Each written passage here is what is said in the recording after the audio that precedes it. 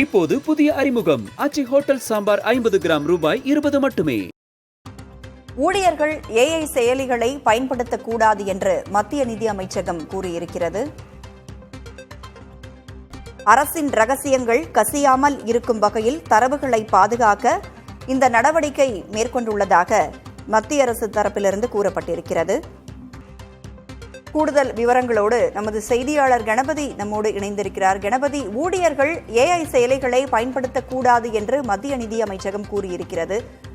அரசின் ரகசியங்கள் கசியாமல் இருப்பதற்காக பாதுகாப்புக்காக இந்த நடவடிக்கை மேற்கொண்டுள்ளதாக மத்திய அரசு தரப்பிலிருந்து கூறப்பட்டிருக்கிறது. அரசு ஊழியர்கள் என்றால் யாரெல்லாம் இந்த செயலியை யூஸ் பண்ணக்கூடாது அப்படின்னு சொல்லியிருக்கிறாங்க? நிதி அமைச்சகம் உள்ளிட்ட பெரும்பாலான அமைச்சகங்களிலே தற்போது டெஸ்க்டாப் கம்ப்யூட்டர் என சொல்லப்படும் கம்ப்யூட்டர் கருவிகள் பயன்படுத்தப்படுகின்றன. பெரும்பாலும் இவை நெட்வொர்க் செய்யப்பட்டிருக்கின்றன, அதாவது ஒன்றோடு ஒன்று இணைந்திருக்கும். ஆகவே ஒரு தகவல் ஒரு துறையில் இருந்தால் அந்த தகவலை இன்னொரு துறைக்கு அனுப்பும் வகையிலோ இன்னொரு துறையில் இருப்பவர்கள் அறிந்து கொள்ளும் வகையிலோ சேமித்து வைக்கப்பட்டிருக்கும். நிதி அமைச்சகத்திலே பட்ஜெட் தொடர்பான பல்வேறு முக்கிய தகவல்கள், அந்நிய முதலீடு தொடர்பான தகவல்கள், வருமான வரி, மறைமுக வரி என்று பல்வேறு விதமான மிகவும் ஜாக்கிரதையாக கையாள வேண்டிய தகவல்கள் எப்போதுமே இருந்து கொண்டிருக்கும். குறிப்பாக நிதித்துறைக்கு என்ன ஒதுக்கீடு, எதற்காக செய்யப்படுகிறது போன்ற விவரங்கள் எல்லாம் இருக்கும். இதெல்லாம் தேசிய பாதுகாப்புக்கு எவ்வளவு முக்கியமானவை என்பதை உங்களால் புரிந்து கொள்ள முடியும். இத்தகைய தகவல்கள் வெளியே கசிந்து விடக்கூடாது, அதுவும் வெளிநாட்டில் உள்ளவர்களுக்கு தெரிந்து விடக்கூடாது என்பதற்காக நிதி அமைச்சகம் இத்தகைய அறிவுரையை வழங்கியிருக்கிறது.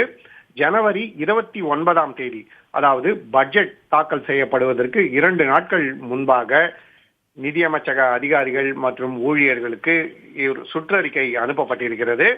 அதிலே ஜாயிண்ட் செக்ரட்டரி பொறுப்பில் உள்ள ஒரு மூத்த அதிகாரி ChatGPT மற்றும் DeepSeek போன்ற செயலிகளை பயன்படுத்த வேண்டாம் என தெரிவித்திருக்கிறார்.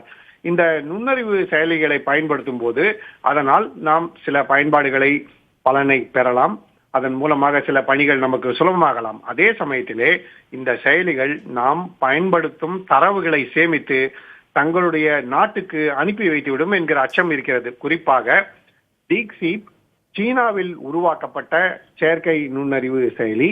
அதன் மூலமாக நமது பணிகள் சுலபமானாலும் என்ன தரவுகளை நாம் அதிலே சேமிக்கிறோமோ அந்த தரவுகள் நமக்காக மட்டும் பயன்படாமல் அந்த செயலி மூலமாக சைனாவுக்கு சென்றுவிடும் அபாயம் இருக்கிறது.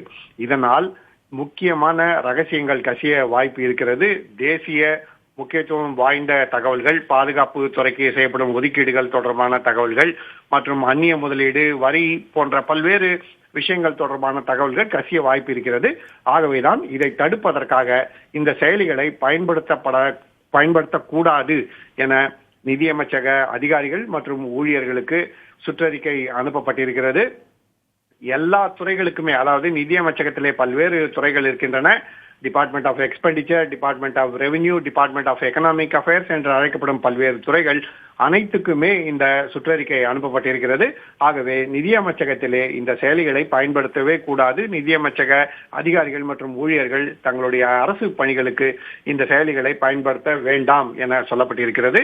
மிகவும் முக்கியத்துவம் வாய்ந்த எச்சரிக்கை நிதியமைச்சக அதிகாரிகள் மற்றும் ஊழியர்களுக்கு வழங்கப்பட்டிருக்கிறது என்பது பொருளாகிறது. அதான் ஏஐ செயலிகள் மூலம் பல பணிகள் சுலபமாக இருந்தாலுமே கூட பாதுகாப்பிற்காக ஏஐ செயலிகளை மத்திய ஊழியர்கள், அதாவது அனைத்து துறை ஊழியர்கள் பயன்படுத்த முற்றிலுமாக தடை விதிக்கப்படுகிறது.